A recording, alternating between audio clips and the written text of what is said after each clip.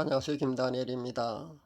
한반도 특히 대한민국의 하나님의 심판은 어디까지 진행될까요? 오늘은 구약 성경 레위기 신명기 에스겔서에 기록된 말씀으로 그것을 한번 알아보도록 하겠습니다.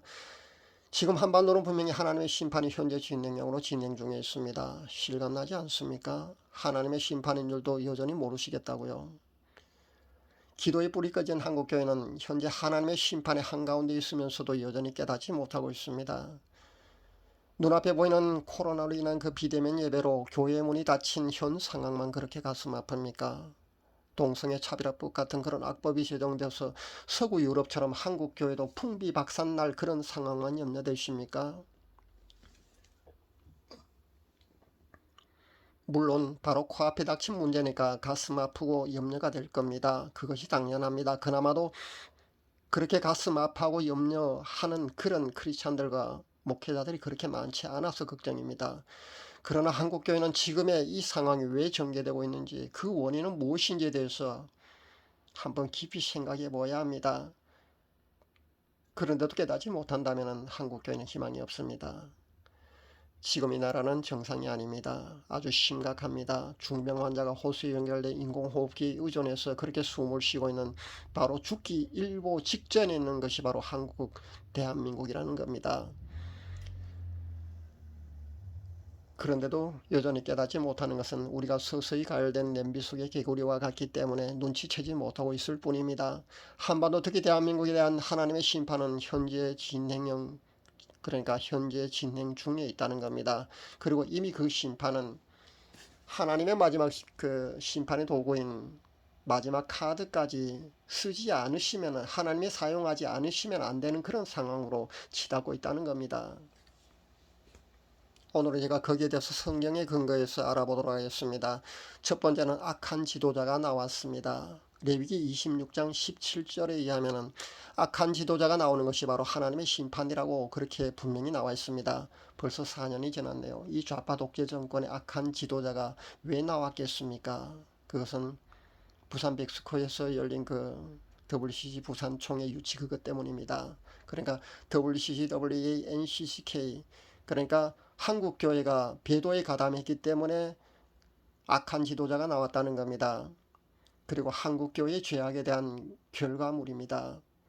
그래서 하나님이 한국 교회를 깨우시기 위해서 이렇게 매를 드신 겁니다. 4년 만에 거의 70년 동안이나 그렇게 피땀 흘려 이루어놓는 자랑스러운 대한민국이 완전 초토화되고 있습니다. 이제는 거의 회복 불가능한 상태로 이렇게 치닫고 있는 이 상황을 아직도 여러분이 깨닫지 못한다면 깨어있는 크리스찬이 아닙니다. 그리고 아직도 여전히 깊은 잠에서 이런 상황을, 현 상황을 직시하지 못한다면 여러분은 더 이상 영적인 지도자가 아닙니다. 하나님의 신실한 그런 종이 아닙니다.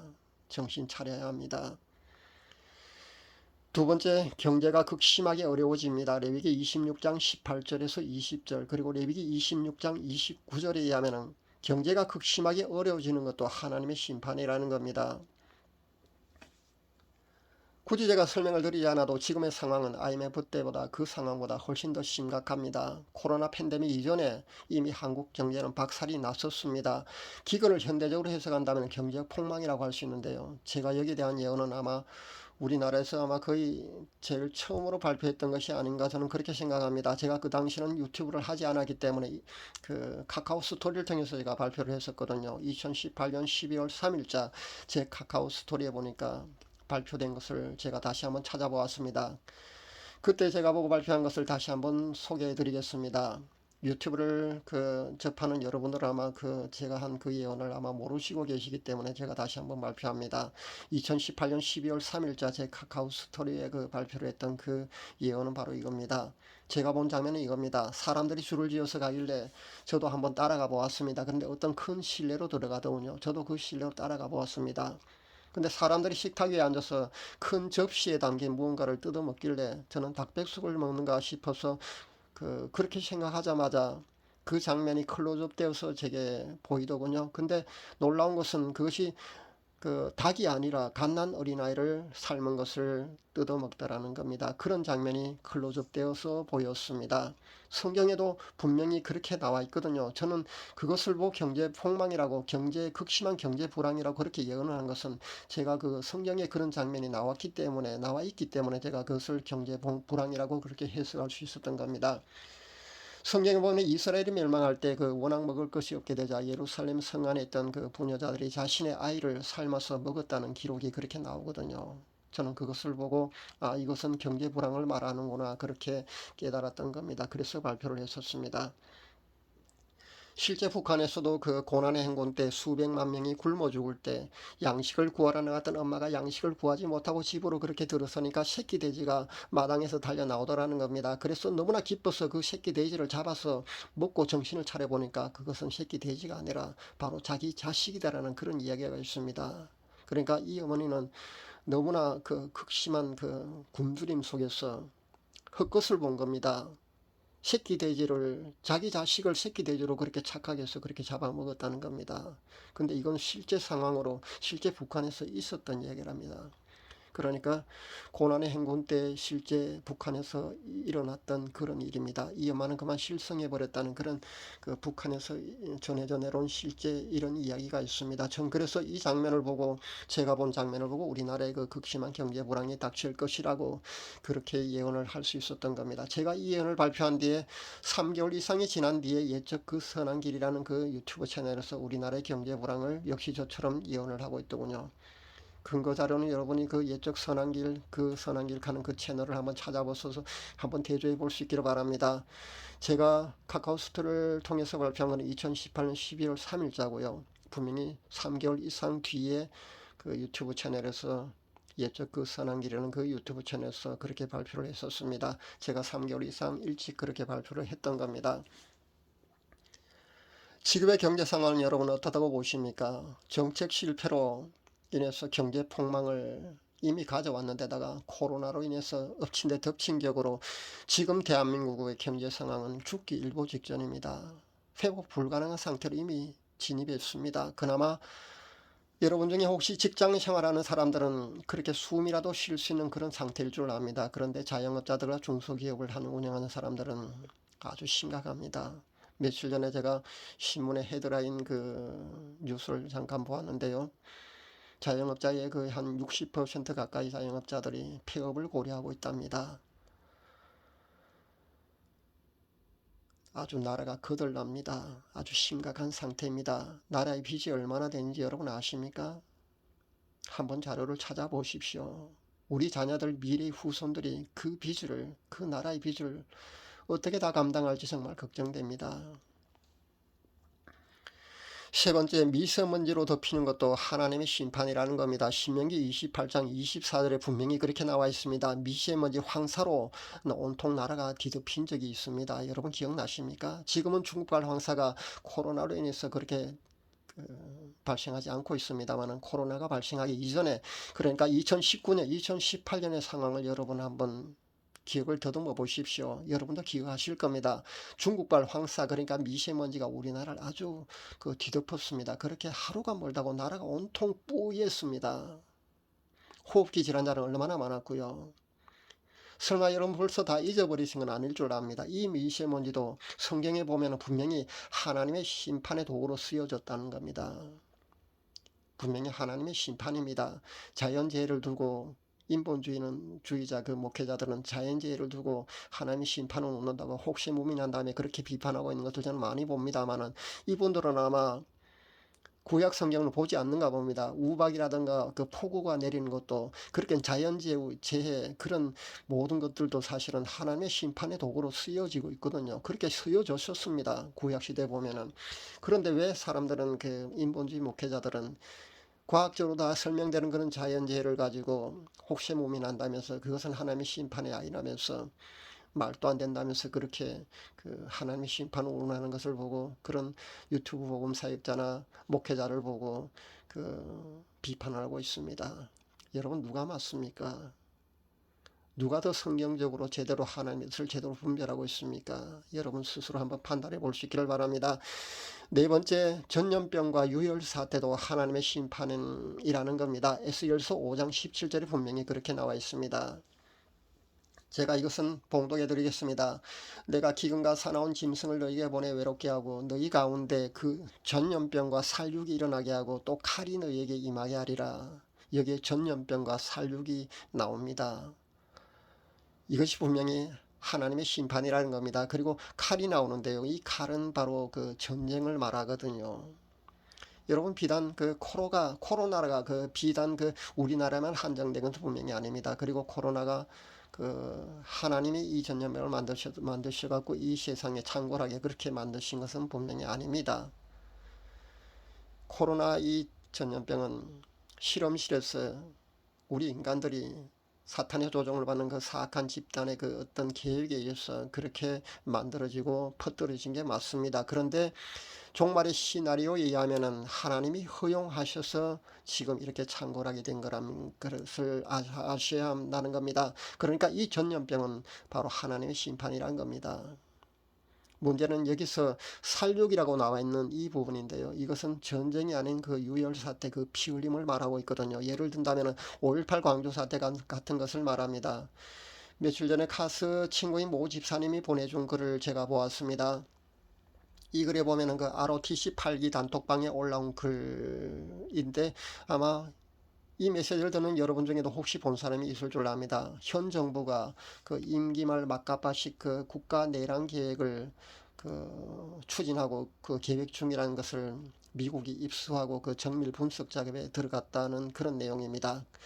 근데 이게 무슨 말이냐면 내년 그러니까 2022년 그 대선에 심각한 그 현 정권의 레임덕과 함께 그 대선 결과가 자기네들의 그 절망적인 여론 악화로 그렇게 치닫게 되면은 자기들의 그 정권 재창출이 어렵게 되면은 그렇게 불가능해질 것 같으면은 중국 공산당과 북한 통전부와 비밀 연합 작전으로 우리나라에서 그 5.18 광주 사태와 같은 그런 내란을 획책한다는 그런 정보입니다.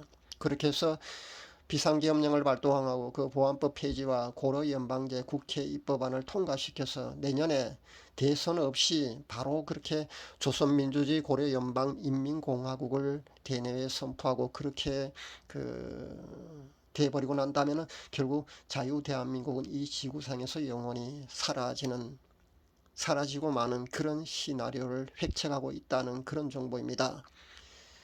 전 이 시나리오도 실제 실현 가능성이 있다고 저는 봅니다. 그 분명히 성경의 하나님의 심판의 그 카드가 유혈 사태도 있다는 거거든요. 그러니까 내란도 분명히 5.18 같은 그런 내란도 분명히 있기 때문에 이 카드도 하나님이 사용하실 수 있다고 저는 봅니다. 이래도 한국교회는 정신을 못 차릴지 정말 안타깝긴 합니다.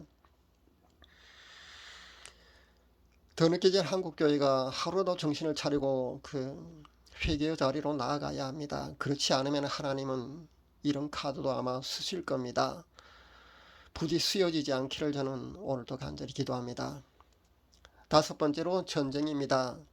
레위기 26장 30절에서 39절, 에스겔서 5장 17절에 의하면 그 전쟁도 분명히 하나님의 심판입니다. 하나님의 심판의 도구로 사용되는 것이 바로 전쟁이라는 겁니다.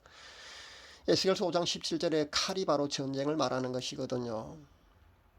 하나님의 이 심판의 도구는 마지막 심판, 그러니까 하나님의 심판의 이 카드는 바로 전쟁입니다. 그동안 제2의 한국전쟁을 외친 예언사역자가 굉장히 많습니다. 그런데 그 중에는 너무 나가는 그 사람도 몇 사람 있었습니다. 그래서 사회적 무리를 일으키기도 했고요. 그래서 하나님의 마지막 심판의 도구인 이 전쟁이란 카드가 우리는 폐기된 것으로 잘못 알면 안 된다는 겁니다.